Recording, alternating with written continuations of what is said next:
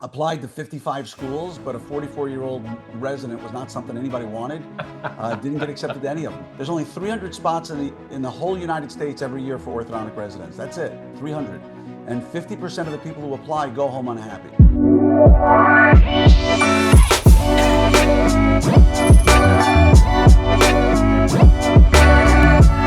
Hey, I am joined by a friend and a fellow in the industry, Dr. Glenn Krieger. How are you? I am thrilled to be here. I'm doing great. Every time I see you, I feel even better than I did before I got to see you. Well, it's funny. I feel like we're as close as we can friends, but we don't hang out. But we got to fix that. We We're do. going to have to We get do. our wives together and our families together because it's a lot of fun. But the last time we were together, you hinted on a story about how you ended up, really how you ended up starting Entrepreneurs. Uh, I want to say really by accident, if that's a fair word. But Yeah. I think go back and tell me a little bit about, because you mentioned the conversation you had with your wife about you wanted to go back to ortho school. Give a little brief recap of that, because I think that's a fascinating story. Okay. I hope the viewers have like 3 hours because it's. Yeah, we're I'll gonna try we're gonna to. limit this to 3 hours. FY. No, I'm kidding. Okay, because you're taking me back. So I was a restorative dentist in Seattle, Washington, practicing for about 20 years. Really had a great practice, loved my team, loved my patients, loved my craft. I had a goal. I wanted to be the finest restorative dentist in the world, which sounds like a lofty, egotistical goal, but it manifested itself in me really taking every course I could get my hands on, traveling around the world to sit at the shoulders of masters. And I really felt like I was coming along to where I wanted to be. And then, if anybody's from Seattle or isn't from Seattle but lived there for a while, you can recognize the early winter nights, the rain for months on end. It really does take a toll on a lot of people. And for my wife, it was just something she could not get used to, especially with small kids at home who couldn't go outside and play. It got dark. It didn't get light until 8 a.m. It didn't get dark. It got dark by 4:30. And one day she just said to me, I've done everything I can. I got to get out of here. Her family was 6 hour flight East Coast, 3 hour time difference, so it was very isolating. And I said, absolutely. My profession didn't matter at all if my wife was suffering. And so immediately said, sure, sell the practice. It is what it is. And I had a buyer for my practice in one day, literally Wow. one day. Um, I built it with lots of systems, and it was almost turnkey in some respects. Well, long story short, 2 weeks later, I woke up in the middle of the night and I just said to her, hey, hun, if we got to get started all over again, if we're going to start from scratch at age 44, can I go back to school and become an orthodontist? It's something I've always wanted to do. And she just asked me, can we afford it? I said, no. We didn't plan for it. But the way our relationship is, she had faith in me and said, sure, go for it. And applied to 55 schools, but a 44-year-old resident was not something anybody wanted. Didn't get accepted to any of them. Remember, there's only 300 spots in the whole United States every year for orthodontic residents. That's it, 300. And 50% of the people who apply go home unhappy. They'll never be orthodontists. That's just the Wow. way it is. Um, 50%. I did not know yeah, that fact. Wow. I tell people it's harder to get into orthodontics than it is, say, Harvard Business School. You've got it because of the 600 plus people applying, they better be top 10% of their class, of their dental school class, who are already pretty smart folks. And so I applied, didn't get in. I asked her if I could get one more shot. She said, sure. So I applied one more time, got in. And so I started ortho residency at 44 in 2012. And I was the oldest resident by literally decades. I graduated dental school in 1992. My partner in business, who's now one of my best friends in the world, graduated in 2012. So all the Wow. people who are my benchmates in dental school were his faculty when he was in. But again, at the end of the day, I found myself being the oldest person in the school, let alone orthodontic residency. So in all the postgraduate residency programs, orthodontics, endodontics, periodontics, oral surgery, prosthodontics, whatever it was, I was older than many of the faculty Wow. because just the way it was. So the residents would come up to me because the old saying, in the land of the blind, the one-eyed man is king, right? I didn't have all the answers, but I had a couple of decades of serious business under my belt. And so they'd come to me and say, hey, Glenn, I got this contract. What should I do with it? Hey, how do I find an attorney? What do I do with an accountant? Like basic questions that, they just weren't ever exposed to. So I was always helping them. And that was my sort of social And capital was just you're in Florida too, right? right at that point. We decided to go to Florida. That's where I got Yeah. in. Was in South Florida for 2.5 years. The residency is a 30-month program. And I had six other co-residents and probably another 30 residents in all the other programs combined. And I would always help anybody who came to me and I said, "Hey, I need some advice. I need some help. Can you guide me in this business thing? What should I be worried about as an associate?" And so I helped them all. And when I got out of school, I found that I really enjoyed it. I started a group in Facebook, a free group, no charge, called Orthopreneurs, with the idea that anybody who goes there can help everybody else who's there. If you got a question, post it and other people can help answer it. And, I'll help collate the answers a little bit and try to guide conversations. And I started that in 2017 in January, and we grew to 7,300 orthodontists in 99 countries. I started a summit because I felt like an annual meeting would be a great thing. And we're getting about 1,000 people with about 100 corporate sponsors. I started a podcast about 5 years ago just because I enjoyed, again, getting information out, just like you do. And it just took on a life of its own. So when you said accidental, I would switch that a little bit and say organic, because I've had so many people come up to me along the way. People, particularly at the summit, where they see 1,000 people sitting in a room with 100 corporate sponsors, this huge stage. I mean, millions and millions of dollars of budget just on the meeting, and go, "Glenn, we should do this in blank, the pediatric dentistry, or we should do this in oral surgery, or we should do this." And my first question to them always was, do you get incredible joy connecting people together? Because if the answer is no, don't do it. Because the summit wasn't about making tons of money, because I threw most of it back into the meeting. It was literally about seeing people in the audience watching the lectures and knowing they were going to go back to their practices with an easier life. And that's how it all came about, because that's my, as I said, social capital. Nothing makes me happier more than being a connector. And inadvertently, accidentally, in that respect, all of this came about because I didn't realize I was using my passion, which I didn't even know was my passion until I was about 53, 54 years old. And my partner looked at me and goes, "Dude, you really love connecting people." I said, "I never thought about it that way, but that's who I am and that's how I'm built." And it just all stemmed from that. So I sorry for would the long story probably there, JW. no, it's a great story. I mean, it's an amazing story to think that at your age you drifted back into doing a residency. That's just really incredible. But I also would think that so we're both men of faith. But that definitely is God ordained. So we didn't know it, but going way back, probably when you were 20 years old, there was already a plan to do exactly what you did as well. But what you mentioned about turning that into a group. What is it that made your group different? There's a lot of dental groups out there, and a lot of them are just all about the money and all about the different reasons, right? There's good ones, bad ones. I'm not pinpointing any of them, but there's dozens and dozens of them. But Yeah. yours is quite different, and I'm privy to see some of the things that happen within entrepreneurs. What really made yours different? I think you go back to the idea of, why did you start it? Like, why was the group started? The group was not started with the idea of building a business. The group was started as a place to connect people, and that's all it was. And I think when your intentions are pure, along the path, it hasn't been smooth. There's been rocky times. There are haters in every field, and so Yeah. there were people out there who wanted to hate on it so much, who maybe not didn't understand who I was or thought I had some ulterior motive. And in orthodontics, there's this ridiculous concept that some people have taken on called, "let's protect the specialty," as if anything that's not pure orthodontics is a problem. Teaching business must be terrible. So along the way, I think my passion came out, and honesty. If someone messaged me, I responded with as much compassion and kindness as I could. I think some people start a business and then they hand everything over to a million people below them, and they become insulated. And I'm not saying there's anything wrong with that, but I think what made this group a little bit different, and I still get it from people who say, "Glenn, been listening to the podcast, went to a few summits, really appreciate everything you're doing." People, honestly, I think many of them feel what I'm trying to do, which is help them. I think they Yeah. honestly feel that this is done, whether it's a meeting they have to pay money to go to, or a private mastermind group that we started that they pay for. I think that if you were to ask people in any facet of my life, "Does Glenn care?" The answer would be invariably yes. Because if I didn't care about it, they'd feel it, and this wouldn't work, and I wouldn't want to do it.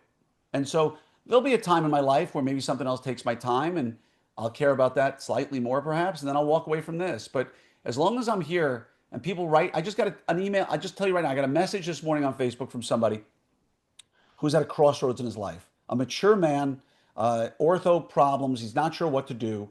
I got one yesterday from somebody who's struggling financially with his ortho practice after many years in practice. I mean, this is what I get literally every single day. And I respond to every one of them and try to get a call going or a Zoom to try to help them any way I can. And I think that's what, at the end of the day, even if the group is unsuccessful, but I feel I've made a difference in people's lives, to me, that's the end of it. And I tell my children, and they know this, if at my funeral, hopefully years from now, if people come up to my kids and tell them what a great orthodontist I was, then I failed in my life mission, right? Because orthodontics is what I do for a living. That's not who I am. If people come up to my kids and tell them how I helped them in their life, how I helped them get over through a struggle, how I was a friend at a time when they needed somebody, to me, that's the essence of why I'm doing this. And the day I forget that is the day I'll quit all of this. Well, it all goes back to purpose. And I think that you definitely have put the purpose behind whatever activity it is you're doing. To me, I believe social media was created for that. Facebook, as an example, I love it because I stay connected with people like you, with friends from high school, with relatives I haven't seen in years that maybe live across the country. So that connection, well, connection is what we all need. That's definitely a spirit that we all need, to be connected. God gave us that, and this just gives us that opportunity to do it. But you're right; it has to be real. It has to be very authentic, because you're right. I can tell how authentic you are. When you're not authentic and real about something, it definitely Oh, shows. yeah. But Glenn, you've done a bunch of stuff, and that was incredible. I didn't realize you was. I knew it was around 7,000 members, but 99 countries. That's pretty impressive as well. Yeah, who knew there was an orthodontist on Isle of Man? But I've met them. I've met them online. It's I know amazing. where Like Isle of Man is too. I guess they do best have motorcycle museums. race in the world. Yeah, yeah, big one there. Yeah. So you've done a lot though. You've been a general dentist. You've been an orthodontist. You founded Orthopreneurs back in 2017. You started Remote Response a couple of years ago, but a really cool one is Embracing Our Warriors, which I know we've Thank you. we've had the ability to donate to, which has been an honor to be able to help with some of that. But tell me just quickly, how did you get into that? Because I don't think you had a military background personally, but yet you're really taking on this Embracing Our Warriors piece. How did that come about? Yeah, I'll tell everybody out there. First, Embracing Our Warriors is a 501(c)(3) that I created to help, at its fundamental level, it helps veterans with disabilities who have financial trouble get the smile they need through orthodontics, them and their dependents. It goes back for a couple of reasons. Number one, my dad was in the military. I was born in Fifth Army headquarters in Chicago back in 1967. My dad was So military too. We got another thing in common. Dad was stationed there, and I became one evening separated from being in the Navy because I wanted to serve our country. I didn't know anything from school. I was already a dentist and walked into a recruiting station and said I want to serve, and they didn't know what to do with me. And it took like 3 months of psych evals to sort of figure out if I was for real or not. And ultimately, I got approved. I got fingerprinted. I went through MEPS, the whole 9 yards. And I was going to sign my papers the next morning when my father, in what we call a dubious accident to this day, slipped on some ice and hurt his back and asked me, could I keep running the practices? I said, sure, because my dad was a dentist. And I called my recruiter and he said he couldn't give me a deferment, and that was the end of that. But I've always Wow. held military in the highest esteem. And I Mhm. remember about a year after I started my practice here in Texas, at age 47, 48, I had a gentleman come in, and he's not bashful. His name is Daryl. And he was a former helicopter diver for the Navy. And these guys, it's hard. It's like years of wait just to get into the program. And what I had in front of me was a guy who did not embody that. When I'm looking at this guy, he had changed a lot, and he was sad, and he was down on his luck a bit. And he just looked at me and said, "All I want to do is be able to smile." And I remember I said to him, "Doesn't the VA help you with this?" He says, "No, they don't do anything about orthodontic care like that." And I just looked him in the eye and I said, "Dude, brother, I got you. I got you covered. We'll figure this out." And I told my assistant to take him in back so we could get the records to get him going. And I remember I put my head down on the table and I cried. I literally cried for 10 minutes. Like, not just like a little sort of, I bawled for 10 minutes thinking that somebody who is decorated numerous times, somebody who, I'm going to hold this up. We became so close that he gave me this. He gave Wow. me his rescue patch and his coin, Wow. right? And for those in the military know what a coin is. It's a big deal. Um, I couldn't believe that they could treat our veterans this way because I remember seeing in the VA in New York City when my dad needed a kidney transplant and I went to get his meds, it said, a nation can be judged by how it treats its veterans. Wow. And here I was watching how they were treating these guys. And I said, you know what? I got 7,000 orthodontists in 99 countries, at least in the United States, at least a few thousand. If I'm in this position where I can just put out there, I need an orthodontist in North Bend, I need an orthodontist in Coral Gables, I need an orthodontist and connect them, then I can do this. And lo and behold, we've only been doing it for about a year and a half now. We already have dozens of veterans in treatment, and we're looking at 2026 to hopefully up that number tremendously, thanks to incredible support and donors just like you, JW. You guys, you have been amazing. You've been a godsend, and I can't say thank you enough to you because everybody knows the hardest thing about any charity is raising funds Ah, because we need to advertise to veterans. We need all I have is one employee, a director who I can't even bring on full time yet because we don't have the funds. And I'm going to give a shameless plug here if anybody wants to help JW. It's embracingourwarriors.org. If anybody wants absolutely. to go Great over and learn about it, organization. it's a new year, 2026 is a great time to donate. And trust me, you will be helping a veteran get a smile. And oh, by the way, the happy ending of this, I don't know if I can get this, but hold on. If anybody's watching this, the happy ending of all of this is that Daryl got treated, got married, started a job at a college doing high tech welding because he wants young men and women to be able to go into the really high end defense contractor kind of welding stuff. And he brought me this helmet, which a welder's helmet, which is signed by all of the students in his college class that he teaches. And he said Wow. if it wasn't for his smile, he never would have been able to have the kind. He said he never could have dreamt he could have done this. And this, my friend, this is why I do what I do. Not for the gift, but because we got a guy whose life is thoroughly changed that we had the ability to do that with. And so I just wanted to show that real quick. Well, I think the big piece of that too that a lot of people don't realize is whether it's whether it's cosmetic dentistry, implants, and obviously orthodontics, that there's people out there that it just changes their lives. It changes their smile, it changes their whole self-worth, their confidence, the ability to meet their spouse, the ability to get a job, and literally it truly is that big of a life-changing experience. So I love that you're It is. doing this with Warriors. I know we've committed to helping you for 3 years. We've done our first year. We're excited about the year ahead. And you're right. It's about how much it all comes down to impact. How much impact can you really make, right? It's great to Right. get the name up there. It's great to have a slogan. It's great to raise money. But what you want to see is those hundreds of smiles that you impact and really Yeah. make a difference. So, yeah, Or great thousands. I'd love to see organization. it get to be, I'd love to see thousands, right? Yeah. Like I just no no veteran who put their life, I mean, I'm gonna do my best, JW, not to cry. I swear. I'm gonna I try. know. All right. I wear my emotions on my sleeve, but nobody who ever answered the call and went to defend the rights that we live every single day should have to suffer physically or emotionally if we can avoid it. I Period. agree. I It's not just totally about agree. smiles. They protected us, and I think if we're in a position to protect them, we should.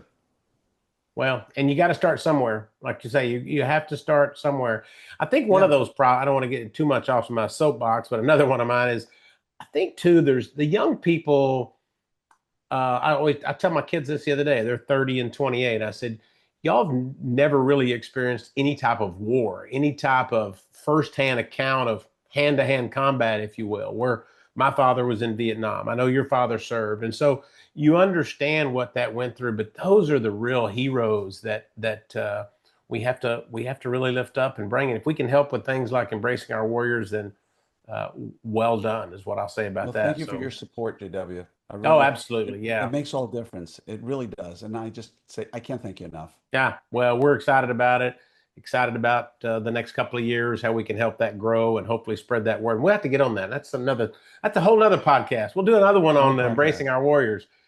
Hey, imagine that summit where you bring in all of those that have got a new smile and you bring them together and talk about the impact. Now we can get our napkins out and our hankies because we'll all be crying in something like that as well. Because And how that's about we bring them all together with corporate sponsors there, where maybe, just maybe, there's an opportunity to elevate what they're doing for a living. oh, Because every one of these 100%. people has had some sort of financial, they have to meet a financial threshold.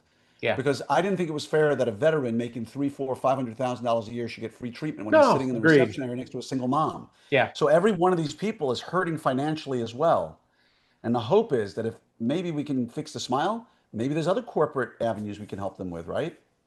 Getting a job is a big little sideline where we started a program over in Zimbabwe it's called Fresh Start, where we are giving people who come out of prison a little lift. We give them a ZimWorks backpack. In there is going to be a pair of underwear, socks, some new clothes, a little bit of money, some deodorant, because they walk out of there with nothing but their whatever prison uniform they had on. And I just recently, this last month, I went, Glenn, I told my team, I was like, we got to get them a job too, right? We need to figure out how to get them a job to do something, because that can of deodorant in that backpack's not going to last very long. So yeah, I think you're right. It's then how do you make the change long term?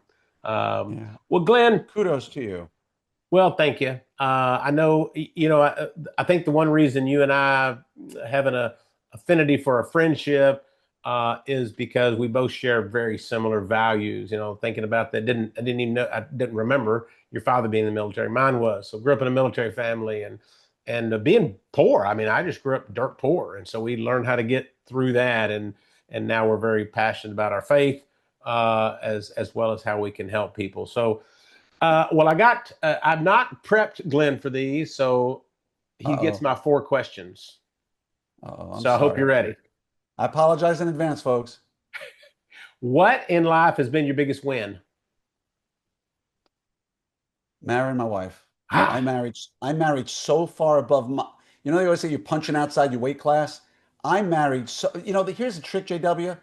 All of us married way above, right? All of us. And women haven't figured it out yet. So please don't post this. This is hey, listen, gonna I'm going to women even have not speak. figured out yet that we're the ones who are really lucky to have met them. I'm going to speak a little quieter because my wife is not far away. After 31 years, my wife still hasn't figured that out. So let's just don't tell her. I know you and I share the same, and we're also both married 31 years. Yeah, yeah, I know. I'm telling you, we're just in that same boat. Um, all right, here's the one. Here's the second one. Biggest failure Um, Biggest failure. could be anything. Yeah, I'm thinking. There's a lot. Um, I wouldn't call it a failure, but Or your biggest failing forward moment. well, yeah, getting rejected from 55 orthodontic schools, right? Wow. There's only about 60 in the United States, and I spent a whole summer applying to 55 of them, and didn't get. I got three interviews and didn't get into any of them, and so um, it inspired me to apply one more time and look outside of the educational world when I wanted to impact orthodontists. So instead of going back and teaching at a school, which I felt inherently has some biases, let's go to a place that's neutral and can help anybody. You know what I believe? You should never waste a failure, ever. You should never waste one. You got to learn Mm. what happened, and then you obviously overcame that as well. Yeah. I'm going to skip the next one because you just tied that in. So here's the last one. There's a formal dinner party for three people. You get to come to a formal dinner party, and you get to invite three people, dead or alive. Who's at your table? Oh my gosh. I get three people at my table. Dead or alive, Um, can be well, as wide as you fir want. first one would be King David.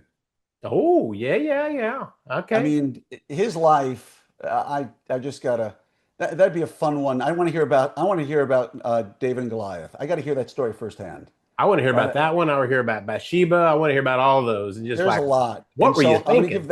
I'll go that one. I'm gonna try to keep from different eras. So there's a lot of other biblical figures I'll keep out of this one. I would love Abraham Lincoln. Okay. Yeah. I think that'd be really fun to have.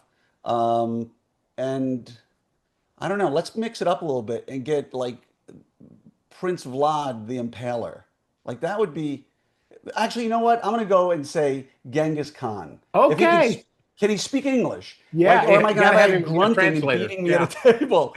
If he can speak English, can you imagine about a man whose foresight was to oversee what, like a third of the planet at one point? Like, so I know these are Abraham Lincoln's probably been chosen a million times, but I don't No, know. I think that'd be Genghis Khan, King David, and Abraham Lincoln. It's the beginning of a good joke. those are really, those are maybe the three best ones I've seen. Mine was Ronald Reagan, Winston Churchill, and my dad. I thought, get those three at a table and see what that looked like. You know, if I put my dad, who I love to death, he's my best friend. If I got my dad at that table, I don't know if Genghis Khan, Moses, or King David, whoever it was, would Would get a actually word be able to in. get a lot of words in. My dad would tell him all our family stories until Abraham Yeah. Lincoln Hey, David, eventually hold remembered. that thought on Goliath. I got a better one. I got. Oh, wait till you hear about what my son did when he was 11. You just don't worry about that. We know your story. We read it in the Bible already. Let me tell you this one. But I like, who are your three? Winston Churchill, your father, and who is the third? And Ronald Reagan. That's solid, man. That's a That was real. my three when I first came up with it. My question that goes back to you, that it might even be corollary, is what are you serving him for dinner? Ooh, wow. You got those three at dinner. You got Winston Churchill, your dad, and Ronald Reagan.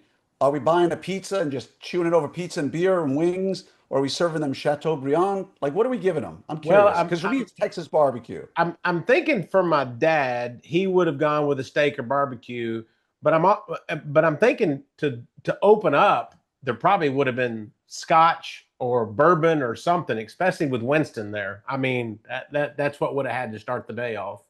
Fair enough. I just figured I had to ask. Barbecue for me is good because King David loved a good barbecue, right? And Genghis Khan barbecued everything. And I mean, come on, Abraham Lincoln will eat anything.